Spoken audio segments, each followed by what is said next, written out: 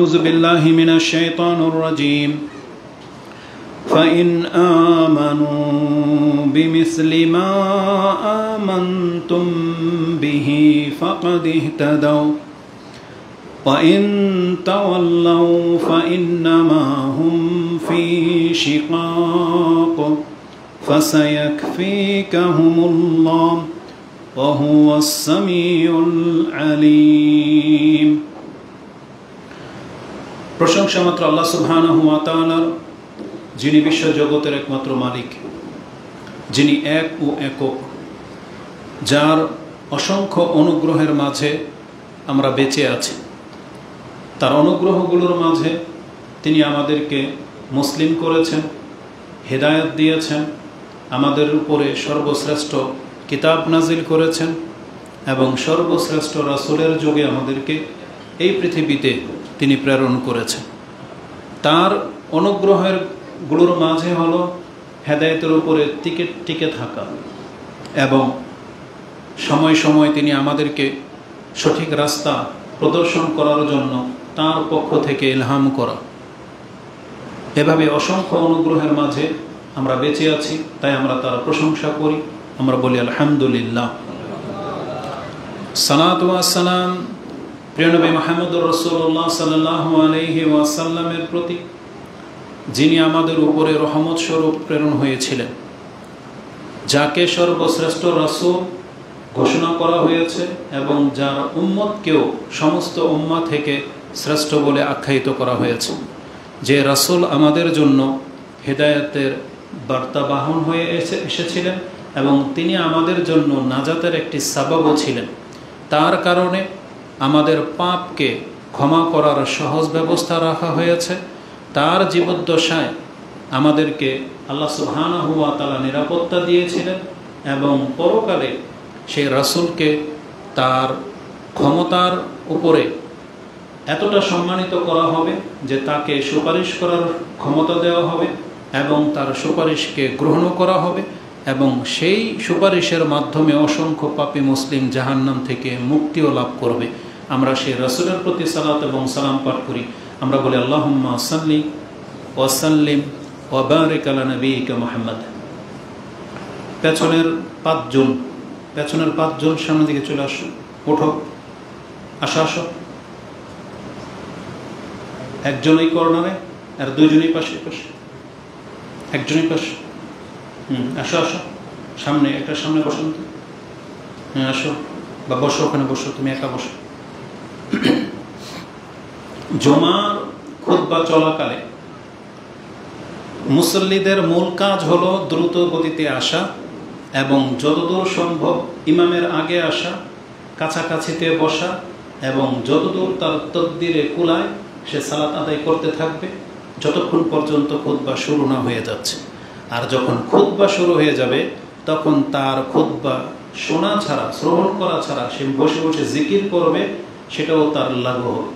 বরং তার মূল কাজ হচ্ছে এখন শুধু খুতবা শুনবে। যতক্ষণ পর্যন্ত খুতবা চলতে থাকবে তার অন্য কোনো ব্যস্ততা সে দেখাবে না। তার হাত পায়ের সাথে, দাড়ির সাথে, নখের সাথে, টুপির সাথে, আশেপাশের কোনো ব্যক্তির সাথে কোনো ব্যস্ততা চলবে না। শুধু তার দৃষ্টি থাকবে এবং তার কান সজাগ থাকবে আর তার অন্তর উপস্থিত থাকবে। এটা হচ্ছে মুসাল্লিদের কাজ। এভাবে আপনি খুতবা শুনে গেলে সালাত পড়ে নেওয়া মাত্রই আপনি বাসা থেকে যত কদম হেঁটে এখানে এসেছিলেন তত এক এক কদমে 1 বছরের কিয়াম, 1 বছরের সিয়ামের নেকি আল্লাহ লিখে দিবেন। এত বড় একটা ব্যাপার সামান্য একটা ধৈর্য ধারণ করে কথা শোনার উপরে ভিত্তি করে। আর যে কথা বলবে আপনি তার অধিকারও নাই, তাকে বলবেন এই চুপ করো, এই অধিকারটা পর্যন্ত দেওয়া হয়নি, তাহলে আপনি নেকি হারাবেন। কত গুরুত্বের সাথে এটা বলা হয়েছে। এই জন্য যারা এই বাচ্চাগুলোকে নিয়ে আসবেন অবশ্যই আপনার দায়িত্ব আপনার বাচ্চাকে আপনার সাথে নিয়ে বসবেন। এটাই আদব, এটাই সুন্নাহ। আল্লাহ আমাদেরকে তৌফিক দান করুন, আমিন। আজকে এমন একটা দিন আমাদের এই খুতবা এসে উপস্থিত হয়েছে। আজ থেকে 2 বছর আগেও ঠিক একই দিনে একই তারিখ হয়েছিল। যেহেতু আমার এই নোটটা 1444-এ করা হয়েছে, 1445-এর এই 12 রবিউল আউয়ালের দিন শুক্রবার ছিল যেমনটা আজকে। কিন্তু আশ্চর্যের ব্যাপার হলো ইখতিলাফ হতে হতে মানুষের পর্যায়ে এমন পর্যন্ত চলে আসছে, বর্তমান ডিজিটাল যুগ, চাঁদ নিজের চোখে দেখা যায়, না হলে দূরবীনের ব্যবস্থা আছে, চাঁদ দেখা কমিটি আছে, তারপরেও কেন এরকমের ভুল হবে এটা আমাদের বোধগম্য নয়। এখন আমরা ছোট ব্যক্তি হিসাবে আপনাদের সাথে যখন একতলাফ হয়, তখন হয় আপনারা বলবেন এ বেশি পণ্ডিত, বেশি বোঝে, আর না হয় আপনারা সবাই ভুল পথে আছেন, এটা আপনাকে মেনে নিতে হবে। এটা বরংবর কয়েক বছর আমরা দেখেছি বাংলাদেশের হুজুরদের এই গাফিলতি চাঁদ দেখার ক্ষেত্রে, এটা একবার স্পষ্ট প্রমাণিত। কিন্তু আমরা বললে তারা বলবে যে এরা হচ্ছে আরেকটা মাযহাবের লোক, এরা আরেক গ্রহ, এজন্য আমাদের সাথে ফিতনা করার জন্য তারা এমনটা করে। বরং এটাই বাস্তব, আপনি নিজে চাঁদ দেখার চেষ্টা করেন, দেখতে পাবেন যে আপনার দেশের এই দায়িত্বে যারা আছে তারা কতটা যে হেয়ালি করে তার বাস্তব প্রমাণ হচ্ছে এই মাসটাই ধরে নেন। আগস্টের 24 তারিখে চাঁদ উঠেছে, সেই দিন চাঁদ আমরা দেখতে পাইনি। 25শে আগস্ট সন্ধ্যা 7:45 মাগরিব শেষ হওয়ার পর আরও আধা ঘন্টা পরে আমরা যখন রাস্তা দিয়ে যাচ্ছি, তখন আমি চাঁদ দেখেছি। অটো ড্রাইভার সাথে ছিল, ওকে আমি দেখালাম যেটা কোন মাসের চাঁদ, আমি ভুলে গেছিলাম কোন মাস, তো বললো এটা তো রবিউল আউয়াল মাস। তাই আমি বললাম আলহামদুলিল্লাহ যে চাঁদটা দেখতে পেলাম। এটা ছিল দ্বিতীয় দিনের চাঁদ, কারণ প্রথম দিনের চাঁদ আধা ঘন্টার বেশি আকাশে স্থায়ী থাকে না। মাগরিবের সালাতের সময় উঠে মাগরিব নামাজ পড়ে আপনি বেরোবেন, কিছুক্ষণ পর আপনি আর চাঁদ দেখতে পাবেন না, ওটা জাস্ট 1.25 ঘন্টার মতো আকাশে বিদ্যমান থাকে, তারপর এটা অস্ত হয়ে যায় বা দেখা যায় না। আর দ্বিতীয় দিনের চাঁদ আপনি রাত 9টা পর্যন্ত দেখতে পাবেন স্পষ্ট আকাশে, তারপর আস্তে আস্তে সেটা গায়েব হয়ে যায়। তৃতীয় দিনের চাঁদ আরও রাত পর্যন্ত থাকে, এভাবে স্থায়ী থাকে। তাহলে দ্বিতীয় দিনের চাঁদ ছিল 25শে আগস্ট। তাহলে 25শে আগস্টের দ্বিতীয় দিনের চাঁদ যখন আমি দেখেছি, তাহলে এই চাঁদটা ছিল দ্বিতীয় দিনের চাঁদ। তার মানে 26 তারিখ হচ্ছে আমাদের দেশের দ্বিতীয় রবিউল আউয়াল। তো সেই হিসাবে হিসাব করেন, আজকে হচ্ছে 12 রবিউল আউয়াল। কিন্তু এত বড় একটা জাতি কি করে এটা ডিক্লেয়ার করলো যে আগামীকাল হচ্ছে 12 রবিউল আউয়াল? তারপরে খোঁজ নিয়ে দেখলাম সৌদি আরবে বৃহস্পতিবার দিন 12 রবিউল আউয়াল তারিখ চলে গেছে। আর চাঁদের নিয়ম অনুযায়ী আমরা বরাবর এটাই দেখতে পাচ্ছি যে সৌদি আরবের একদিন পর আমরা চাঁদ দেখতে পাই। তো এটাকেও তো একটু খেয়াল করা উচিত ছিল যে সৌদি আরবে চাঁদ দেখার ঘোষণাটা কবে হয়েছে, আমরা যেহেতু 24 তারিখে চাঁদ দেখতে পেলাম না, তার মানে আমাদের করণীয় কি?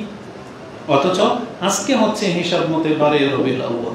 আলা কুল্লি হাল, তো এটা নিয়ে অনেক কথা হয়েছে, আমরা কারোর সাথে দ্বন্দ্বে জড়াবো না। কারণ আমাদের চোখ যদি নিজেই যদি না দেখতাম, এটা যদি খবরের ভিত্তিতে হতো, তাহলে হয়তো আপনারটা আমি মেনেই নেব। এই ক্ষেত্রে আমি বলবো আপনারা যদি সবাই এক পাল্লায় চলে যান, তারপর আমি এক পাল্লায় থেকে যাবো, কারণ আমার চোখ দেখেছে চাঁদ। এটা হচ্ছে একিনের বিষয়।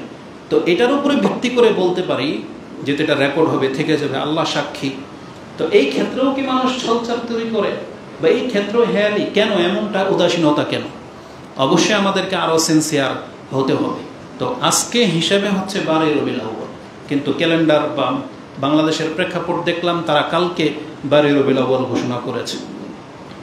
তো যাই হোক, এখন এই পরিস্থিতিতে আজকে আমাদের খুতবার বিষয় যেটা আমরা নির্ণয় করেছি সেটা হচ্ছে এই 12 রবিউল আউয়াল বলেন অথবা রবিউল মাসের সাথে আমাদের ইসলামের একটা বড় হাস্তি, বড় একটা সত্তা, বড় এক ব্যক্তিত্ব জড়িত রয়েছে।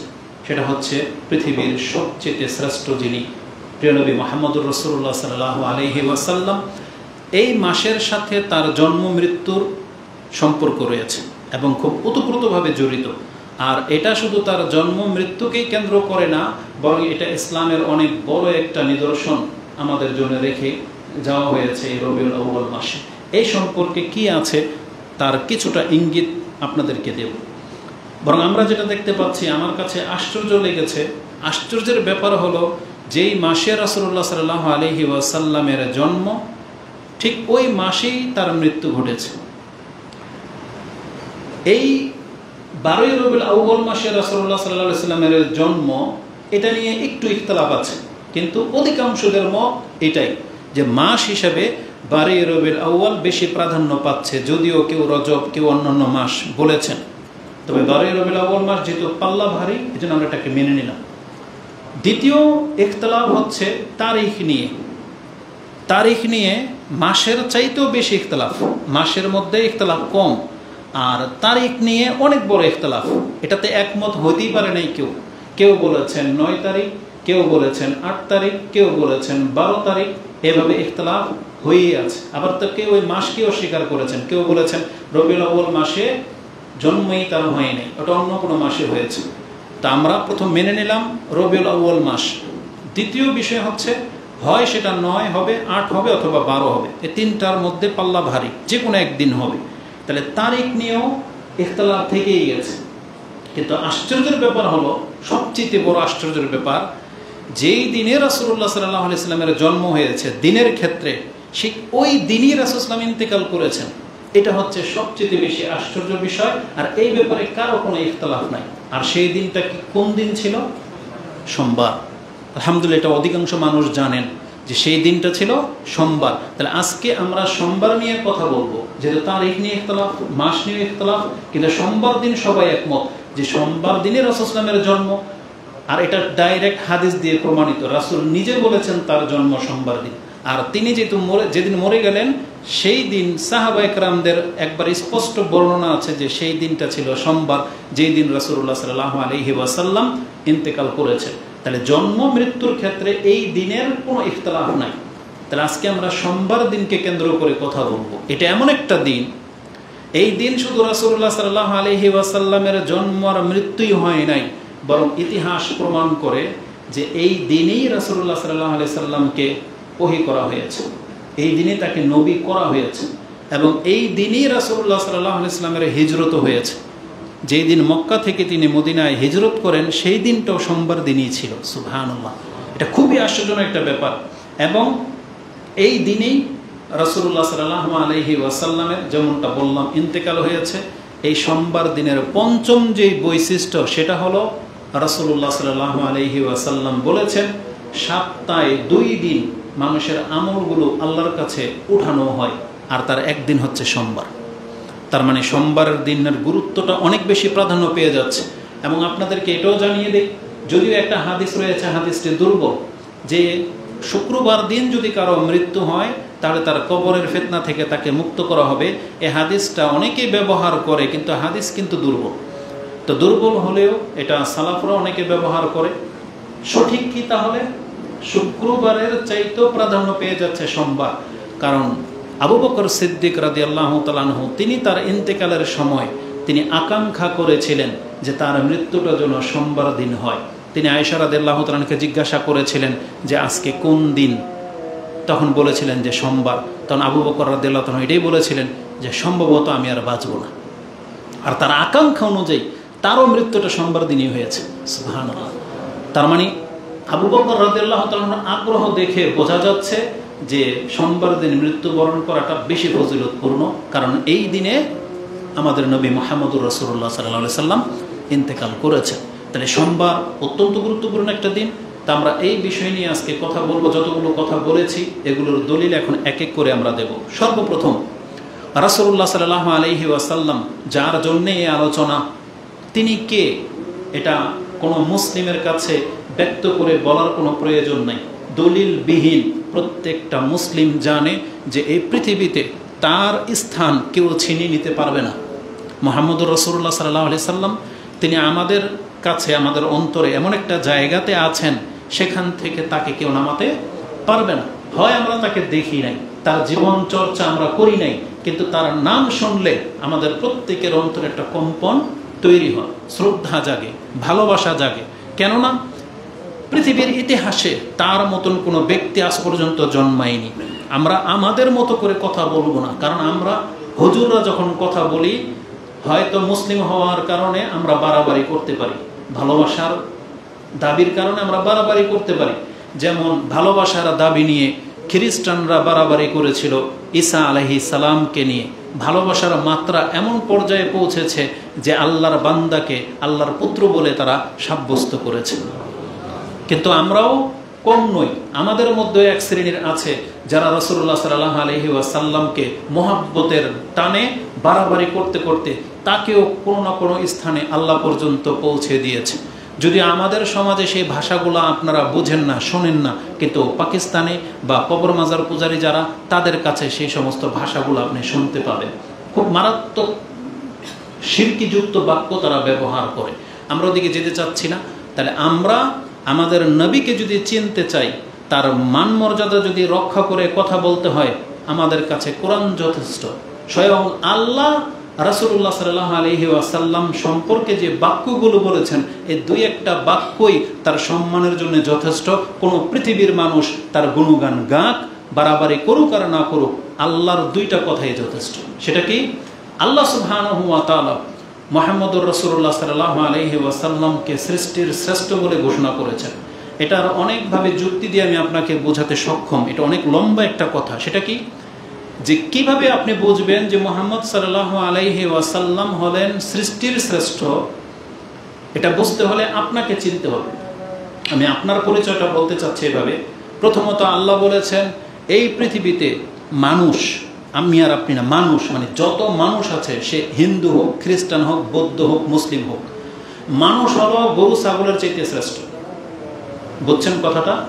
মানে গরু ছাগল যত প্রাণী পৃথিবীতে আছে, এমনকি জিনদের থেকেও মানুষ শ্রেষ্ঠ, যদিও কাফের, যদিও ও কাফের। মানুষ, এটা মাথায় রাখেন। মানে মানুষ হিসেবে আল্লাহ সমস্ত সৃষ্টি থেকে মানুষকে মর্যাদা দিয়েছে। ওয়ালাকাদ কাররামনা বনি আদম, যেটা আপনি বনি ইসরাইল 17 নম্বর সূরার 70 নম্বর আয়াতে পেয়ে যাবেন। এই আয়াত নিয়ে কথা বললে অনেক লম্বা হয়ে যাবে, আমি যাবো না, জাস্ট ইঙ্গিত দিলাম। আমি প্রমাণ করতে চাইলাম আমি আর আপনি যে মানুষ, এটার একটা কদর আছে, এটাকে কদর করা শিখেন। আজকে মানুষ যে পশুর সমান হয়ে যাচ্ছে, এটা কেন? সেটা না বোঝার কারণে যে আমি মানুষ, আমার একটা ভ্যালু আছে, আমার একটা মর্যাদা আছে। কি মর্যাদা? আমরা পশু পাখি গরু ছাগলের মতো না। আমাদেরকে আল্লাহ সবচেয়ে বেশি সম্মানিত করে সৃষ্টি করেছেন। এই সম্মান আল্লাহ সুবহানাহু ওয়া তাআলা গুটিয়ে নিলেন। কাদেরকে দিয়ে দিলেন? আল্লাহ বলে দিলেন এই মানুষের মধ্য থেকে যারা আল্লাহর প্রতি ঈমান আনবে, শুধু মানুষ না, মুসলিম হলো সবচেয়ে শ্রেষ্ঠ। আল্লাহ তখন মুসলিমদেরকে এক ধাপ আগে বাড়িয়ে দিলেন। কারণ পৃথিবীর বহু মানুষ বহু মতাদর্শে থাকতে পারে, বহু ধর্ম নিয়ে বেঁচে থাকবে, কিন্তু আল্লাহ বলেছেন আমার কাছে শ্রেষ্ঠ কারা? মুসলিম, যারা আমার প্রতি ঈমান এনেছে এবং সৎ কাজ করে। আল্লাহ বলেছেন এরা সমস্ত সৃষ্টির মধ্যে শ্রেষ্ঠ। এটা আপনি পাবেন সূরা বাইয়িনাত। আল্লাহ কি বলেছেন? ইন্নাল্লাযীনা আমানু ওয়া আমিলুস সালিহাত উলাইকা হুম খায়রুল বারিয়া। বারিয়া মানে হচ্ছে সৃষ্টি, আর বার হচ্ছে আমাদের রব আল্লাহ সুবহানাহু ওয়া তাআলা। তিনি হচ্ছেন সৃষ্টিকর্তা আর আমরা হলাম সৃষ্টি। আর আল্লাহ বলেছেন নিশ্চয়ই মুসলিমরা হলো সমস্ত সৃষ্টির শ্রেষ্ঠ। এটা হলো আপনার আমার মান। এখন আসেন, তাহলে মুসলিমদের মধ্যে সবচেয়ে শ্রেষ্ঠ কে? মুহাম্মদুর রাসূলুল্লাহ সাল্লাল্লাহু আলাইহি ওয়াসাল্লাম। তিনি হলেন মুসলিমদের মধ্যে সবচেয়ে শ্রেষ্ঠ, প্রথম মুসলিম, সবচেয়ে প্রথম গ্রেটের মুসলিম। তার মর্যাদা এত উপরে পৌঁছে গেছে। তাহলে ধাপ বাই ধাপ যখন আপনি বিচার করবেন, তাহলে আপনি মানতে বাধ্য যে মুহাম্মদ সাল্লাল্লাহু আলাইহি ওয়াসাল্লাম হলেন পুরো পৃথিবীর জন্য শ্রেষ্ঠ। আর আল্লাহ নিজেই কি বলেছেন সেটা আমি আপনাকে দেখাতে চাই, এভাবে যুক্তি না দিয়ে। আল্লাহ মুহাম্মদ সাল্লাল্লাহু আলাইহি ওয়াসাল্লাম সম্পর্কে বলেছেন যেটা আর কারো সম্পর্কে বলেনি। আল্লাহ বলেছেন ইন্নাকা লা আলা খুলুকিন আযীম, নিশ্চয়ই আপনি হলেন মহান চরিত্রের অধিকার। যিনি স্রষ্টা তিনি সার্টিফাই করতেছেন তার সৃষ্টি এক বান্দা সম্পর্কে যে নিশ্চয়ই আপনি হলেন মহান চরিত্রের অধিকারী। এটা আপনি কিভাবে বুঝবেন জানেন? আল্লাহ সুবহানাহু ওয়া তাআলা তার সম্মান এমন, তিনি যখন কথা বলেন সবচেয়ে দামি জিনিসটাকে দামি বা সবচেয়ে সম্মানিত জিনিসটাকে সম্মান দিয়ে কথা বলেন। এবং তিনি যখন আপনার কাছে কোনো মূল্যবান জিনিস তুলে ধরতে চান, যেই জিনিসের মূল্য সব থেকে বেশি ওটাকে আগে পেশ করেন। যেমন ধরে নেন কোরআনের কতগুলো কসম আছে, আল্লাহ শপথ নিয়েছেন, যেমন ওয়াল আসর, ওয়াল ফাজর, ওয়াদ দুহা। এই যে এগুলো শুধু কসম না, এগুলো শুধু শপথ না, এর মধ্যে বহু কিছু লুকায়িত আছে। কি? এগুলো হচ্ছে আল্লাহর কাছে সবচেয়ে দামি জিনিস। এগুলো হলো সবচেয়ে মর্যাদাকর ওয়াক্ত, আপনার আমার জন্য সবচেয়ে কল্যাণকর সময় হচ্ছে এগুলো। আল্লাহ শপথ নিয়ে দেখাতে চেয়েছেন। ঠিক তেমনি আল্লাহ সুবহানাহু ওয়া তাআলা আপনার আমার অন্তর, যেটা অন্তর, দেহের চোখ আছে, মাথা আছে, মগজ আছে, কিডনি আছে, হাত পা আছে, রক্ত আছে, কিন্তু আল্লাহ কোনো কিছুকে অতটা মূল্যায়ন মনে করেন না, অতটা দামি না আল্লাহর কাছে যতটা দামি মানুষের অন্তর। এজন্য আল্লাহ বলেছেন ওয়া নাফসি ওয়া মা সাওয়াহা, আমি শপথ করি এই অন্তরের এবং এই অন্তরটাকে যিনি বানিয়েছেন। তার মানে আল্লাহ নিজে সম্মানিত, আর এই অন্তরটা হচ্ছে আল্লাহর মূল্যবান একটা সৃষ্টি। এই জন্য দেহের মাঝে এই অঙ্গটাকেই আল্লাহ সবচেয়ে বেশি গুরুত্ব দিয়েছেন। ঠিক এইভাবেই পুরো পৃথিবীর মধ্যে আল্লাহ সুবহানাহু ওয়া তাআলা একজন ব্যক্তির কসম নিয়েছেন, তিনি হচ্ছেন আমাদের নবী মুহাম্মদ রাসূলুল্লাহ সাল্লাল্লাহু আলাইহি ওয়াসাল্লাম। মানে আল্লাহ তো কসমগুলো নেন উদাহরণস্বরূপ, এটা বোঝাতে গিয়ে, গুরুত্ব দেখাতে গিয়ে। লূত আলাইহিস সালামের জাতির কওমের পাপের চাহিদাটা তাদের অন্তরে কতভাবে বদ্ধমূল ছিল, কত গভীরভাবে, এটা বোঝাতে গিয়ে আল্লাহ কসম করেছেন। আমরা বলি না, আমি আল্লাহর কসম করে বলতেছে এই লোকটা সবচেয়ে চোর, বলি না? তার মানে এই লোকটা সব থেকে খারাপ, তার মানে এর খারাপিটাকে প্রমাণ করতে গিয়ে আমি আল্লাহর শপথ নিয়ে আসলাম। কেন? যাতে আপনি কথাটা গুরুত্বের সাথে নেন। আর আল্লাহ লূত আলাইহিস সালামের জাতির অন্তরের পাপের চাহিদাটা কতটা গভীর ছিল এটা বোঝাতে গিয়ে আল্লাহ কার শপথ নিয়েছেন জানেন? মুহাম্মদ সাল্লাল্লাহু আলাইহি ওয়াসাল্লামের। আল্লাহ বলেছেন লাআমরুকা ইন্নাহু লাফি সাকরাতিম ইয়াউমাহুন। সেটা আপনি পেয়ে যাবেন সূরা আল হিজর 15 নম্বর সূরার 72 নম্বর আয়াতে। আল্লাহ বলেছেন লাআমরুকা, হে নবী আপনার শপথ করে বলতেছি। বুঝেন আল্লাহ কেন তার শপথ নিলেন? ইব্রাহিম ছিলেন, মুসা, ঈসা, আরো তো হাজারো, আদম ছিলেন, কত মানুষ ছিলেন, কিন্তু আল্লাহ কারো শপথ গ্রহণ করেননি। মানে যেহেতু তিনি সবচেয়ে বেশি সচ্চরিত্রের, এজন্য আল্লাহ বলেছেন লাআমরুকা, আপনার শপথ করে বলতেছি, বা আপনার নফসের কসম করে বলতেছি, লূত আলাইহিস সালামের জাতির অন্তরে খারাপ কাজের চাহিদা এত বদ্ধমূল ছিল যে ওদেরকে উল্টে দেওয়া ছাড়া ফেরার আর কোনো পথ ছিল না। তার মানে কোনো নবীদের কোনো কাজ হবে না, এরা শাস্তির যোগ্য। এই কথাটা তুলে ধরতে গিয়ে আল্লাহ বলছেন লাআমরুকা, আপনার নফসের বা আপনার ব্যক্তিত্বের শপথ করে বলতেছি এই জাতিটা এতটা খারাপ। তাহলে মুহাম্মদুর রাসূলুল্লাহ সাল্লাল্লাহু আলাইহি সাল্লাম তিনি হলেন সবচেয়ে শ্রেষ্ঠ, এগুলো তারা প্রমাণ করে। এর থেকেও বড় কথা কি, আল্লাহ কি বলেছেন কোরআনে? আল্লাহ সুবহানাহু ওয়া তাআলা সব সৃষ্টিকে বলেছেন যে তোমাদের জন্য সৃষ্টি করেছি, কিন্তু মুহাম্মদুর রাসূলুল্লাহ সাল্লাল্লাহু আলাইহি সাল্লাম শুধু তিনি একজন সতর্ককারী, একজন সুসংবাদদাতা, একজন রাসূল নন, বরং আল্লাহ বলেছেন ওমা আরসালনাকা ইল্লা রাহমাতাল লিল আলামিন, আমি শুধু মানুষ না, পুরো পৃথিবীর আমার সৃষ্টির উপরে আপনাকে আমি রহমত স্বরূপ পাঠালাম।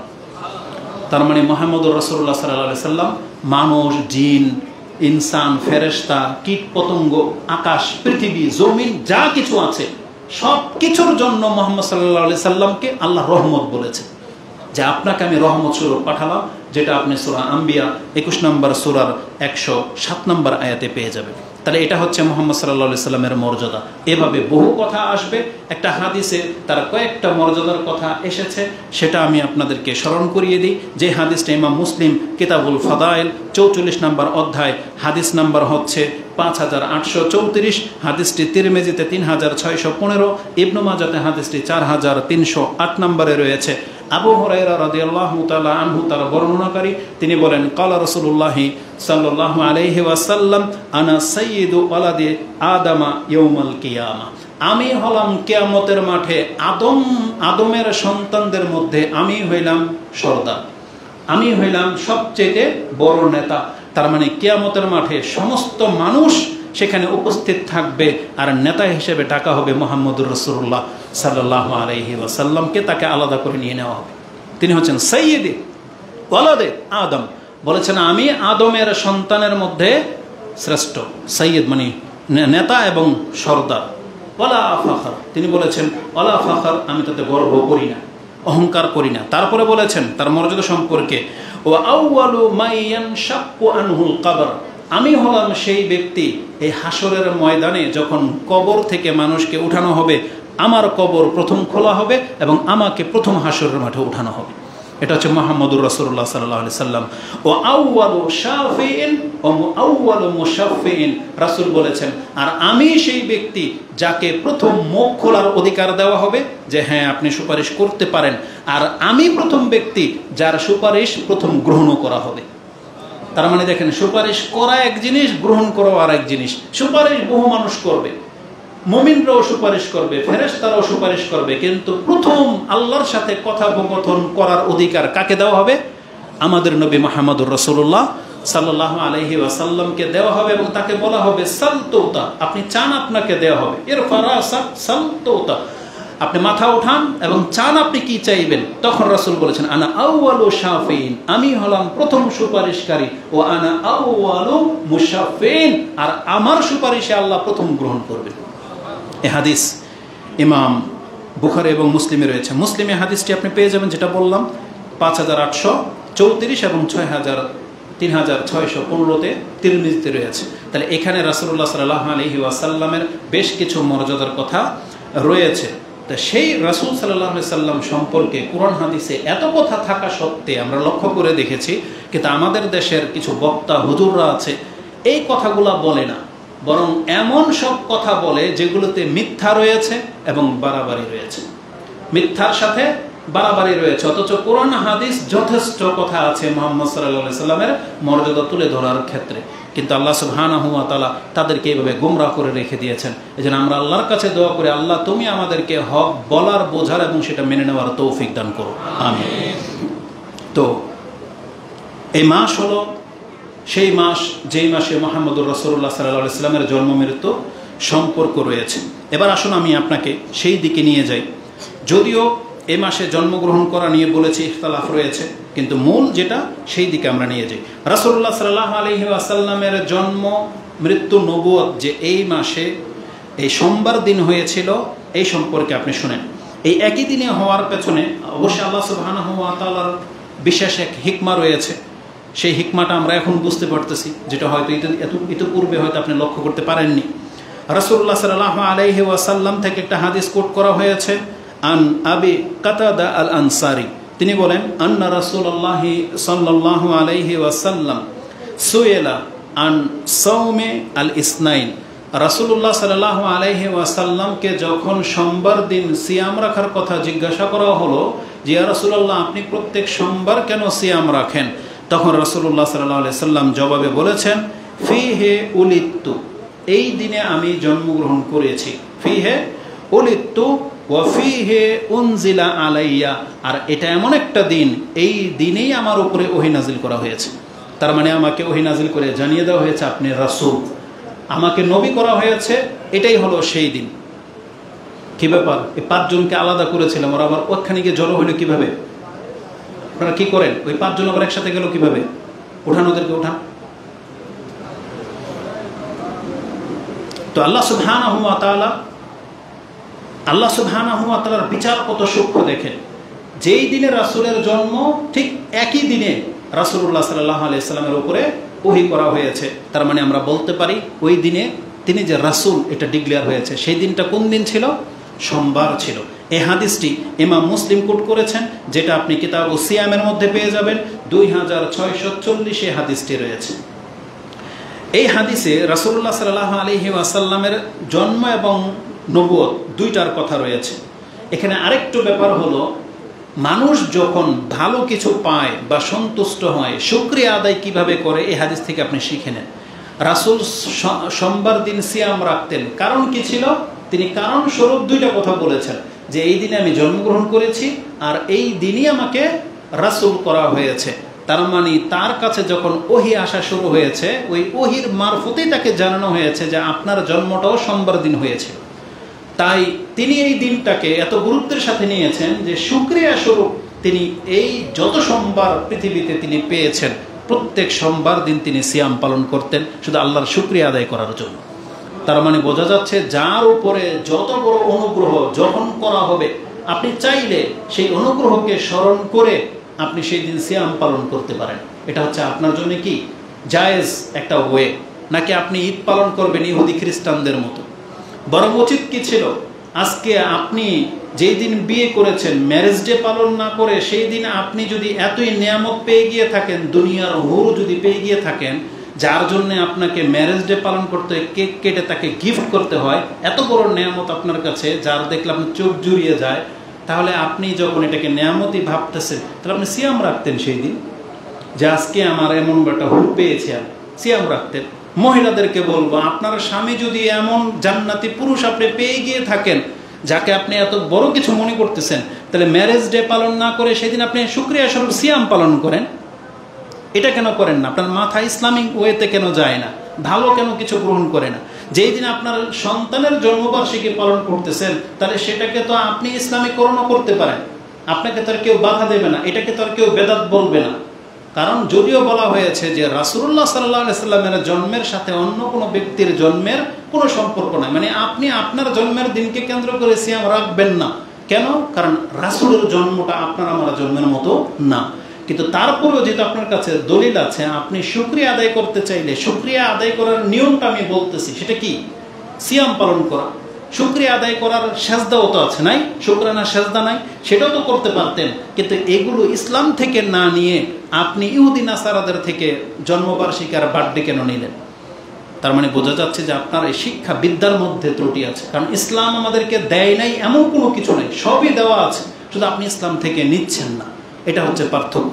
তো রাসূলুল্লাহ সাল্লাল্লাহু আলাইহি ওয়াসাল্লাম তিনি সোমবার দিন নবুয়ত প্রাপ্তির কারণে তিনি এই দিন সিয়াম পালন করতেন। তাহলে প্রমাণ হয়ে গেল যে রাসূলুল্লাহ সাল্লাল্লাহু আলাইহি সাল্লাম সোমবার দিন তিনি সিয়াম পালন করতেন তার জন্ম এবং নবুয়তের কারণে। সোমবারই রাসূলুল্লাহ সাল্লাল্লাহু আলাইহি ওয়াসাল্লামের যে ইন্তেকাল হয়েছে, এটা তো রাসূল কবর থেকে এসে বলবেন আপনাকে, বলবে, কারণ তিনি তো মৃত, তিনি তো কবরে। তো তিনি কবে ইন্তেকাল করেছেন এটা তার থেকে আপনি আর হাদিস পাবেন না। এখন এই হাদিস কাদের কাছ থেকে নিতে হবে? যারা তৎকালীন বেঁচে ছিলেন, যেমন সবচেয়ে কাছাকাছি ছিলেন আয়েশা রাদিয়াল্লাহু তাআলা আনহা, সবচেয়ে কাছাকাছি ছিলেন আবু বকর, ওমর, ওসমান, আলী, তাদের কাছ থেকে নিতে হবে যে রাসূলুল্লাহ সাল্লাল্লাহু আলাইহি সাল্লাম কিভাবে কখন ইন্তেকাল করেছেন। এই সম্পর্কে আসেন ইমাম তিরমিজি তার 54 নম্বর অধ্যায় 302 নং হাদিসে এটা উল্লেখ করেছেন। এটা হচ্ছে শামাইলে তিরমিজি, তিরমিজির যেটা সুনানে তিরমিজি এটা পাবেন না, শামাইলে তিরমিজি একটা ইমাম তিরমিজির কিতাব রয়েছে যেখানে রাসূলুল্লাহ সাল্লাল্লাহু আলাইহি ওয়াসাল্লামের জীবন বৃত্তান্ত নিয়ে লেখা হয়েছে। সেই শামাইলে তিরমিজির 302 নম্বর হাদিস আপনি পেয়ে যাবেন। আন আয়েশা ক্বালাত তুওয়াফিয়া রাসূলুল্লাহ সাল্লাল্লাহু আলাইহি ওয়াসাল্লাম ইয়াউমাল ইসনাইনি, রাসূলুল্লাহ সাল্লাল্লাহু আলাইহি ওয়াসাল্লাম ইন্তেকাল করেছেন সোমবার দিন। এটা ইমাম তিরমিজি তার শামাইলে তিরমিজির মধ্যে কোট করেছেন এবং এটা মুসনাদে আহমদ 24790 নম্বরে আপনি পেয়ে যাবেন। ও দুফিনা লাইলাতুল আরবিয়া, এবং রাসূলকে সাল্লাল্লাহু আলাইহি সাল্লামকে দাফন করা হয়েছে বুধবার দিন রাতে। তার মানে সোমবার দিন ইন্তেকাল করেছেন, মঙ্গলবার সারাদিন গিয়েছে, ওই বুধবার দিন যে রাতটা আগে আসে সেই রাতে রাসূলুল্লাহ সাল্লাল্লাহু আলাইহি সাল্লামকে দাফন করা হয়েছে। তার মানে আমাদের হিসাবে 3 দিন হয়, মূলত 2 দিন, কারণ 3 দিন হয় এভাবে সোমবার মঙ্গলবার, যেহেতু বুধবার চলে আসছে এই জন্য কেউ কেউ বলেছেন যে 3 দিন পরে রাসূলুল্লাহকে দাফন করা হয়েছে। আর এই লেট করার কারণ কি? কারণ হলো তৎকালীন পরিস্থিতি, কারণ প্রত্যেকটা সাহাবীর অন্তর একেবারে ভেঙে গিয়েছিল, তারা কোনো সিদ্ধান্ত নিতে পারতেছে না এখন আমাদের হবেটা কি, কারণ ওহী তো বন্ধ হয়ে গেছে। তখন সে হাল আল্লাহ আবু বকর রাদিয়াল্লাহু তাআলার মাধ্যমে দাঁড় করালেন, তার অন্তরকে আল্লাহ শক্ত করে দিলেন এবং তিনি সেই ভূমিকাটা পালন করেছেন যে রাসূল বেঁচে থাকলে যেটা তিনি করতেন, এবং তার ছত্রছায়ায় সব সাহাবী তখন জড়ো হয়েছে। তখন গিয়ে সিদ্ধান্ত হয়েছে যে হ্যাঁ, এখন রাসূলুল্লাহ সাল্লাল্লাহু আলাইহি সাল্লামকে তাহলে আমাদেরকে দাফনের দিকে যেতে হবে। আর তখন তারা এক এক করে মানে জোয়ারের মতো ঠুমকাভাবে পৃথক পৃথক এসে যার যেমন ইচ্ছা সময় মতো এসে জানাজা তারা আদায় করেছেন, কোনো ইমামতিতে ছিল না কেউ। তারপর রাসূল ইসলামকে দাফন করা হয়েছে। তা এই যে কথাটা এখানে উল্লেখ করা হয়েছে যে রাসূল ইসলামের ইন্তেকাল হয়েছে কিবারে? সোমবার। তাহলে আমি জন্ম পেয়ে গেছি, মৃত্যুটাও পেয়ে গেলাম সোমবার। এখন এই হাদিসের মধ্যে 12 রবিউল আউয়ালের কথাও নাই, 12 তারিখের কথাও নাই। কি আছে তাতে? এই হাদিসটি শাওয়াহিদ থাকার কারণে সহি, এটাও যে ডাইরেক্ট সহি তা না, মানে এটার বিভিন্ন সূত্র থাকার কারণে এটাকে সহি হিসেবে গ্রহণ করা হয়েছে। ঠিক তেমনি আরেকটি হাদিস ইমাম মালিক তার মুয়াত্তাতে উল্লেখ করেছেন, তাতে আছে আন মালিকিন আন্নাহু বালাগাহু আন্না রাসূলুল্লাহ সাল্লাল্লাহু আলাইহি ওয়াসাল্লাম। ইমাম মালিক বলতেছেন যে আমাদের কাছে এই খবর পৌঁছেছে। কি খবর পৌঁছেছে? তুওয়াফিয়া ইয়াউমাল ইসনাইনে ওয়া দুফিনা ইয়াউমুস সুলসাই, রাসূলুল্লাহ সাল্লাল্লাহু আলাইহি ওয়াসাল্লাম তিনি সোমবার দিন ইন্তেকাল করেছেন, আর মঙ্গলবার দিন তাকে দাফন করা হয়েছে। ওই যে মঙ্গলবার দিনের কথাটা কেন আসলো? ওই হাদিসে আছে বুধবার রাতে, আর এখানে আছে মঙ্গলবার দিন। তার মানে কি? আমাদের সমাজে যেমন আজকে যখন রাত হবে আপনি কি বার বলবেন? শুক্রবার বলবেন না, নাকি আপনি বলবেন যে আজকে শনিবার? শনিবার তো কালকে, কিন্তু রাত পর্যন্ত আপনি বলতেছেন কিন্তু শুক্রবার, কিন্তু আরবি সিস্টেমে সেটা হয়ে যায় কি শনিবার। তো ভাষা ভঙ্গিতে তারা এখানে বলেছেন যে মঙ্গলবার দিন তাকে দাফন করা হয়েছে। তারপরে ইয়ৌমুল সুলাসাই ওয়াসাল্লান নাস আলাইহি আফজাজান লা ইয়াউম্মুহুম আহাদুন, সবাই পৃথক পৃথক এসে তার জানাজার সালাত আদায় করেছেন, কেউ তার ইমামতিতে ছিল না। তো ইমাম মুআত্তা মালিক তার 16 নম্বর পর্বে অধ্যায়ের 10 নম্বর পর্বে হাদিস উল্লেখ করেছেন, যেটা আপনি 790-তে পেয়ে যাবেন। তো এই হাদিসগুলো থেকে স্পষ্ট সোমবারের কথা রয়েছে, মাস তারিখ উল্লেখ নাই। বুখারী ও মুসলিমে এই হাদিসটা রয়েছে বিস্তারিতভাবে। রাসূল সাল্লাল্লাহু আলাইহি ওয়াসাল্লামের ইন্তেকালের একবারে পূর্ব মুহূর্তটা, নামাজ থেকে নিয়ে মৃত্যু পর্যন্ত কি ঘটেছিল সেই হাদিসটা আপনি বুখারীতে পেয়ে যাবেন। আমি হাদিসের নাম্বার, হাদিসটা একটু বড়, এখন পড়া যাবে না, আমি শুধু নাম্বারটা বলে দেব এবং শেষ কথাটা বলবো। ইমাম বুখারী রাহিমাহুল্লাহ তার 64 নম্বর অধ্যায়ে এটাকে উল্লেখ করেছেন, কিতাবুত তাফসির, তাফসিরে পেয়ে যাবেন 64 নম্বর অধ্যায়, নাম মানাকিবের অধ্যায়। হাদিস হচ্ছে 4448, মানে 4448 নম্বর হচ্ছে বুখারীতে রয়েছে। মুসলিমে হাদিসটি 830-এ রয়েছে, মানে কিতাবুল ওযু তাহারাতের অধ্যায় রয়েছে, অথবা ইলমের অধ্যায় রয়েছে। সেটা পাবেন আপনি 4 নম্বর অধ্যায় বা মসজিদের অধ্যায় রয়েছে, 830 নম্বর হাদিস মুসলিমে। তাতে কি আছে? রাসূলুল্লাহ সাল্লাল্লাহু আলাইহি ওয়াসাল্লামের মৃত্যুর পুরো ঘটনাটা আছে। আতিম্মুস সালাতাকুম, রাসূল সাল্লাম যখন জ্ঞান ফিরল তখন তাদেরকে বলল যে তোমরা নামাজটাকে পূর্ণ করে নাও। সুম্মা দাখালাল হুজরা ওয়া আরখা সিতরাহু, তারপরে রাসূল সাল্লাম ইশারা করে দিয়ে তিনি তার হুজরাতে চলে গেলেন। এবং সাহাবী বলতেছেন তখন রাসূল হুজরা থেকে তার পর্দাটাকে একটু সরিয়ে শুধু আমাদের দিকে দেখেছিলেন। এটা ছিল রাসূল সাল্লামের দেখার জীবনের সর্বশেষ দেখা সাহাবীদেরকে। তারপরে তার পর্দা লাগিয়ে দেওয়া হলো, ওটাই ছিল রাসূল সাল্লামের ইন্তেকালের মুহূর্ত। তারপরে তিনি হুজরাতেই থেকে গেলেন। ফাতুওয়াফিয়া মিন ইয়াউমিহি, আর ওই দিনই রাসূল সাল্লামের ইন্তেকাল হলো। এটা ইমাম বুখারীর শব্দ।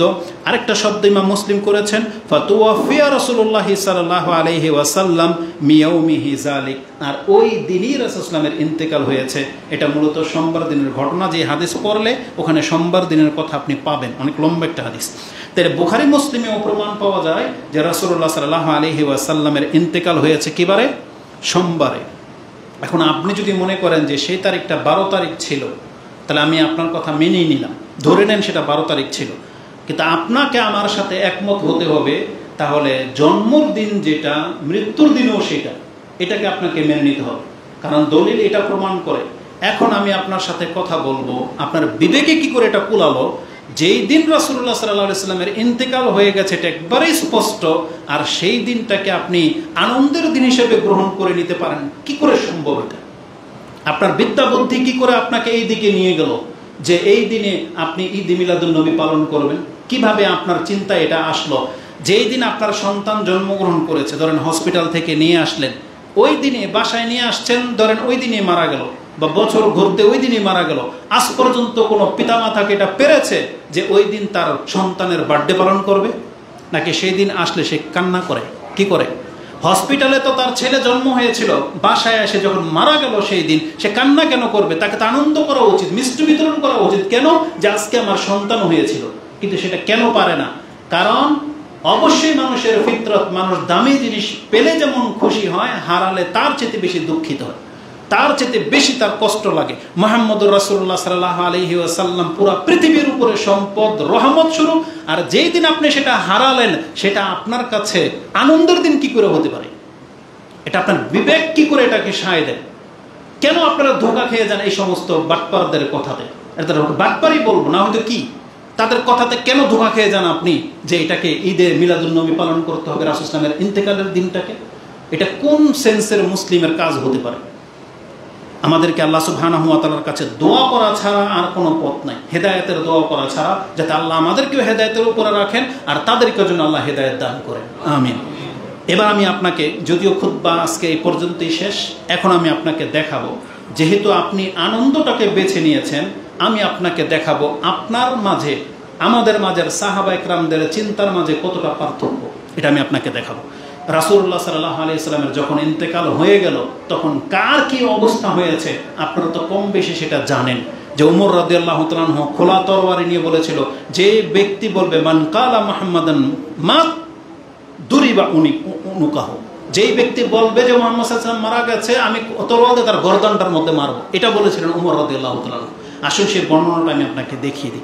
আবু বকর সিদ্দিক রাদিয়াল্লাহু তাআলা আনহু এসে বিষয়টা স্পষ্ট করতে চাইলেন, তখন দূরে ছিলেন, তিনি দূর থেকে আসলেন। দূর থেকে এসে সরাসরি রাসূলুল্লাহ সাল্লাল্লাহু আলাইহি ওয়াসাল্লামের ঘরে গেলেন। অনেক লম্বা বর্ণনা, আমি শর্ট করে দিচ্ছি, আপনারা সেই ইতিহাস জানেন। গিয়ে রাসূলুল্লাহ সাল্লাল্লাহু আলাইহি ওয়াসাল্লামের ঘরে ঢুকলেন, দেখলেন যে তিনি চাদর মুড়া দিয়ে তাকে ঢেকে রাখা হয়েছে। তিনি চাদরটা উঠালেন, উঠিয়ে রাসূলুল্লাহ সাল্লাল্লাহু আলাইহি ওয়াসাল্লামের কপালে চুমু খেলেন এবং বললেন, আল্লাহ আপনার জন্য যে মৃত্যুর ডেট লিখে রেখেছিলেন এটা আজকে চূড়ান্ত হয়ে গেছে, আপনার আর দ্বিতীয়বার মৃত্যু আসবে না। তার মানে যে মৃত্যুটা মানুষ একবার মরে সেটা আজকে আপনার হয়ে গেছে, আপনার দ্বিতীয়বার আর মৃত্যু এই পৃথিবীতে হবে না। তারপরে তিনি এই কথা বলে দিয়ে কান্না করছিলেন এবং সরাসরি মসজিদের দিকে যেতে লাগলেন।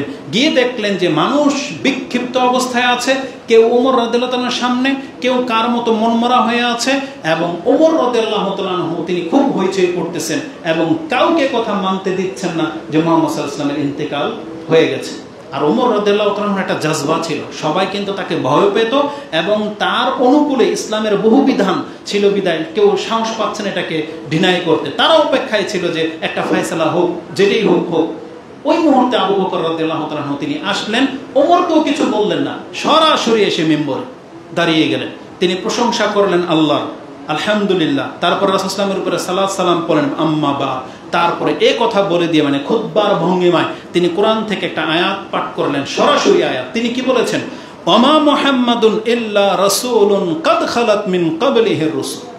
মুহাম্মদ তো এছাড়া আর কিছুই ছিলেন না, যেমন ছিলেন অতীতের রাসূলগুলো যারা আসছেন এবং চলে গেছেন। ওমা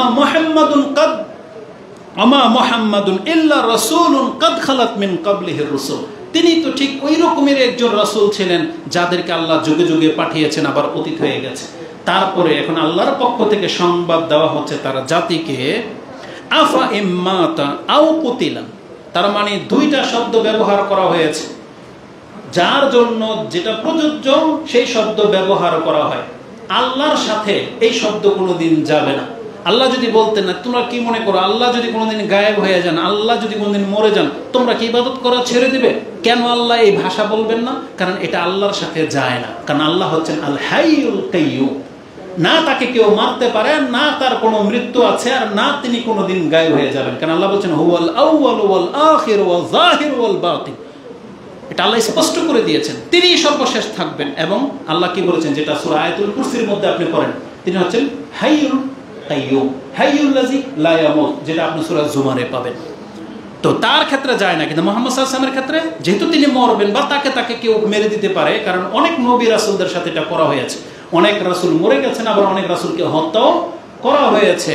কিন্তু রাসূলের ক্ষেত্রে আল্লাহ কি বলতেছেন, আফা ইম্মাতা, যদি সে মরে যাও, আও যদি তাকে আও কুতিলা, তাকে হত্যা করে দেয়, আনকালাবতুম আলা আকাবিকুম, তাহলে তোমরা যে ধর্মের উপরে এতদিন ছিলা সেই ধর্ম থেকে মুখ ফিরিয়ে নিবা, তোমাদের চিন্তাধারা থেকে সরে যাইবা। আমাদেরকে মুহাম্মদ সাল্লাল্লাহু আলাইহি ওয়াসাল্লাম কি শিক্ষা দিয়েছেন, যে মানুষ মাত্রই কি মরণশীল, একমাত্র আল্লাহ হচ্ছেন আল হাইয়ুল কাইয়ুম। এখন যেই ব্যক্তি এই কথাটা আপনাকে শিখালো, সে মরে যাওয়ার পরে আপনি আপনার এই বিদ্যা থেকে সরে যাইবেন, এই কথাটা আল্লাহ বলতেছেন। আনকালাবতুম আলা আকাবিকুম, তোমরা কি আবার বাপদাদার ধর্মে ফিরে যাইবা?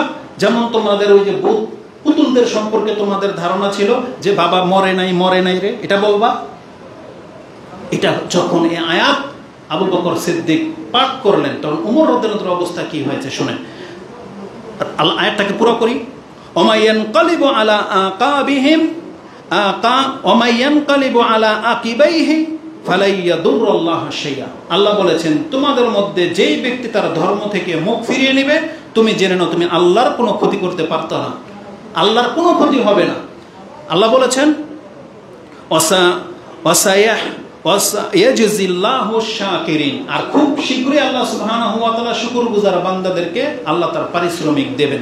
এই আয়াতটি সূরা আলে ইমরান 3 নম্বর সূরার 144 এ রয়েছে।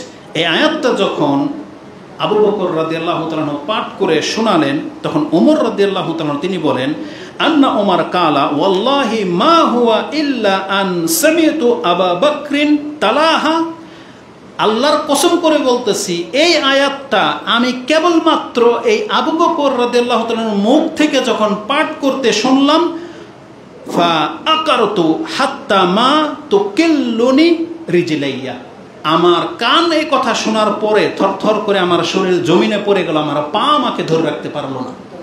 তার মানে মানুষের অন্তর যখন কেঁপে যায়, তার হাত পা কিন্তু সব কেঁপে যায়। তখন তার অন্তরে যখন এটা আঘাত লেগেই গেছে, একিন হয়েই গেছে যে মুহাম্মদ সাল্লাল্লাহু আলাইহি ওয়াসাল্লাম ইন্তেকাল হয়ে গেলেন, এই কথা তার অন্তর মেনে নেওয়ার সাথে সাথে তিনি জমিনে পড়ে গেলেন, তিনি আর দাঁড়িয়ে থাকতে পারলেন না। এটা হচ্ছে ওমর রাদিয়াল্লাহু তাআলা আনহুর অবস্থা। ও হাত্তা আহাইতু ইলাল আরদ, এবং আমি জমিনে পড়ে গেলাম। এটা তার মুখের ভাষা, তিনি বলেছেন যে পাও কাঁপতে কাঁপতে যা হয় দেখবেন মানুষ কিন্তু জমিনে বসে যায়। এটা ছিল ওমর রাদিয়াল্লাহু তাআলার অবস্থা। যখন রাসূলুল্লাহ সাল্লাল্লাহু আলাইহি ওয়াসাল্লামকে দাফন করা হয়েছে, কবর দিয়ে যখন আনাস রাদিয়াল্লাহু তাআলা আনহু বাসায় ফিরতেছেন, তখন ফাতেমা রাদিয়াল্লাহু তাআলা আনহার অবস্থা শুনেন তিনি কি বলেছেন। আমি শর্ট করে শুধু দুইটা ছোট্ট কথা বলবো। আনাস রাদিয়াল্লাহু তাআলা আনহুকে ফাতেমা রাদিয়াল্লাহু তাআলা তিনি বলেছিলেন, যখন তিনি কান্না করতেছিলেন, ইয়া আবা, হে আমার পিতা, আজাবা রাব্বাদ দাওয়া, যিনি তার রবের ডাকে সাড়া দিয়ে দিয়েছেন। আজাবা রাব্বাদ দাওয়া, ইয়া আবাতা, হে আমার পিতা, মান জান্নাতুল ফিরদাউসি মাওয়া, যার ঠিকানা জান্নাতুল ফিরদাউসে রয়েছে। হে আমার পিতা, ইয়া আবা ইলা জিবরিল নাদা, আমি আমার পিতার খবর জিবরিলকে দিচ্ছি।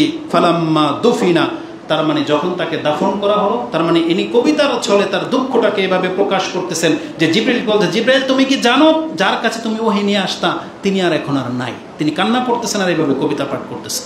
তারপরে তিনি বলতেছেন, যখন দাফন করা হলো, কালা ইয়া দুফিনা কালা ফাতেমা তো ইয়া আনাস, এটা আপনাদের প্রত্যেককে নিতে হবে। বলতেছে, ইয়া আনাস আতাবাত আনফুসাকুম আন তাহসু আলা রাসূল সাল্লাল্লাহু আলাইহি ওয়াসাল্লাম আত-তুরাব, তোমার অন্তরে কি এটা সায় দিয়েছে তোমাকে যে তুমি যখন মাটিটা ফেলতেছিলে আমার বাবার উপরে, রাসূল সাল্লামের উপরে, তোমার অন্তর এটাকে তোমাকে কিভাবে সাহায্য করলো, কিভাবে তোমার অন্তর এটাকে নিল যে তুমি রাসূলের চেহারার উপরে মাটি ফেললা, এটা কিভাবে পারলা তুমি? আমরা কেন করবো এটা? কারণ এটা আমাদের নিয়ম, তাই না? আপনি যখন আপনার বাবার কবরের উপরে মাটি ফেলেন, মায়ের কবরের উপরে মাটি ফেলেন, অবশ্যই আপনার কষ্ট হয়, কিন্তু এটা আমরা করতে কি বাধ্য, যেটা আমাদের রব আমাদেরকে এই শিক্ষা দিয়েছেন। আনাস রাদিয়াল্লাহু তাআলা আনহু সাহাবা একরা কি ভুল করেছিলেন না ঠিক করেছিলেন? রাসূল সাল্লামকে কবর দেয়া এটা নিয়ম, কিন্তু ফাতেমা তার মেয়ে, তিনি তো খুব আদরের এবং আনাস তো কাছের। তিনি বলছে, আনাস তুমি এটা কি করে পারলা, বা তোমার অন্তর কি করে এটাকে সাপোর্ট করলো যে তুমি আমার বাবার, তোমাদের রাসূলের চেহারার উপর তুমি মাটি ফেললা, এটা তোমরা পারলা কি করে? তার মানে কতটা তার কষ্ট হয়েছিল। এই হাদিসটা আপনি বুখারী থেকে নিয়ে নেবেন, আপনি পড়লে আরো বেশি ফিল করতে পারবেন, যেটা আপনি 4462 পেয়ে যাবেন। আনাস রাদিয়াল্লাহু তাআলা তিনি বলতেছেন যে হাদিসের ভাষাটা আপনি তিরমিজিতে 3618, ইবনে মাজাতে আপনি 1631 নিয়ে নেবেন। যেই দিন রাসূলুল্লাহ সাল্লাল্লাহু আলাইহি ওয়াসাল্লাম মদিনাতে এসেছিলেন, সেই দিন মদিনার অবস্থা হয়ে গিয়েছিল একটা আলোকিত রাষ্ট্র। সূর্য উঠলে যেমন পুরো পৃথিবী আলোকিত হয়ে যায়, মেঘ আসলে যেমন অন্ধকার হয়ে যায়, তখন তিনি এই বাক্যগুলি বলেছিলেন যে যখন রাসূল মদিনাতে আসছিলেন পুরো মদিনাতে আলোকিত হয়ে গিয়েছিল, কিন্তু সেই রাসূল যেই দিন ইন্তেকাল করেছিলেন পুরো মদিনার উপরে অন্ধকার ছেয়ে গিয়েছিল। এই অন্ধকার কি বাহ্যিক অন্ধকার? এই অন্ধকার কোন অন্ধকার? জীবনের সমস্ত মানুষের আত্মা যেন শুকিয়ে গেছে, আত্মাতে আর কোনো প্রশান্তি নেই, কোনো স্বাদ আহ্লাদ নাই, একদম স্তব্ধ হয়ে গেছে পুরো মদিনাবাসী। এই অন্ধকারের কথা বলা হয়েছে। কিন্তু এই হাদিসকে ওই কবর মাজার পূজারীরা কিভাবে পেশ করে, ঠিক এই আলোর মতো, যেমন সূর্য উঠেছে পুরো আলোকিত হয়ে গেছে না, আবার যখন সূর্য চলে যাবে অন্ধকার হয়ে যাবে না, তারা ওর সাথে তুলনা করে। কিন্তু ওটা কি ছিল বিষয়? এই আলোকিত হচ্ছে ইমানের আলো। একটা জাঁকজমকপূর্ণ শহরে আপনি ঢোকেন, আপনি আপনার গ্রামে ফিরে আসেন, আপনার গ্রামেও লাইট আছে, কিন্তু ওটা কি শহরের মতো? ওই আনন্দ আপনি পাবেন না, জাঁকজমক পাবেন না। ঠিক ওই টাইপের বিষয়টা এরকম। আর মুসলিমদের ইমানের চেতনা হচ্ছে সবচেয়ে বড় ব্যাপার। তাহলে আমি আপনাকে যেটা দেখাতে চেয়েছি, যে সাহাবায়ে কেরামদের ইমান ছিল সেই দিন সম্পর্কে এমন যে তারা সেই দিন সবচেয়ে বড় নিয়ামত হারিয়েছেন। তাহলে একটা প্রমাণ দেখান যে সাহাবায়ে কেরামরা খুশিটাকে প্রাধান্য দিয়ে সেই দিন ঈদ পালন করত, আনন্দিত হইতো, একে অপরকে দাওয়াত দিয়ে খাওয়াইতো। একটা প্রমাণ দেখান। বরং তারা সেই দিন কান্না করেছে, তাদের মধ্যে বিষাদ সৃষ্টি হয়েছে।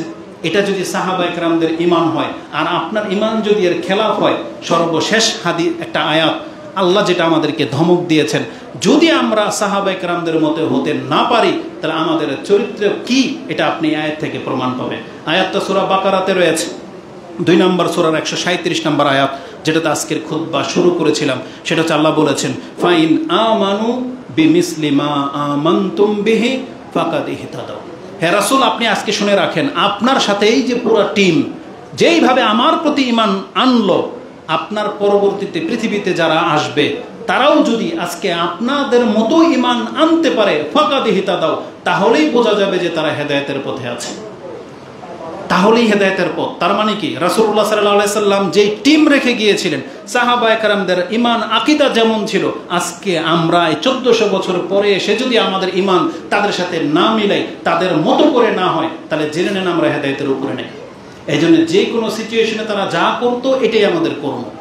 দুঃখলে কতটুকু দুঃখ প্রকাশ করতে হবে, হাসলে কতটুকু হাসতে হবে, কতটুকু কি পালন করবেন, এটা আপনাকে সাহাবায়ে কেরামদেরকে নিতে হবে। এটা যুগের আলেমদের কাছ থেকে না, এটা আপনার আমার আদর্শ যারা তাদের কাছ থেকে নিতে হবে। আল্লাহ বলেছেন, ওয়াইন তাওয়াল্লাউ, যদি তারা মুখ ফিরিয়ে নেয়, ফাইন্নামা হুম ফি শিকাক, তবে জেনে নেন এরা হলো বিরুদ্ধাচারণকারী, এরা হলো বিচ্ছিন্নবাদী, এরা ধর্ম থেকে পৃথক পৃথক হতে চায়।